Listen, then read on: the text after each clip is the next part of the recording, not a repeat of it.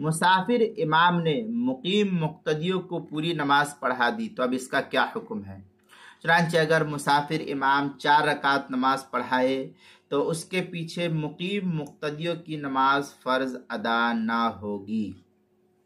البتہ امام نے اگر قاعدہ اولا کر لیا ہے تو خود اس کی اور مسافر مقتدیوں کی نماز اخیر میں سجدہ سہو کرنے سے تو درست ہو جائے گی، لیکن جو مقیم ہے ان کی درست نہیں ہوگی۔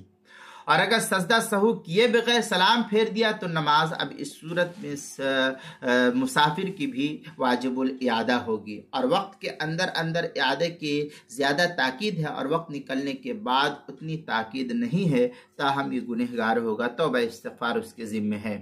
چنانچہ فتاوی ہند میں ہے فَإِن صَلَّى أَرْبَعًا وَقَعَدَ فِي الثَّانِيَةِ قَدْرَ التَّشَهُّدِ أَجْزَأَتْهُ وَالْأُخْرَيَانِ نَافِلَةٌ۔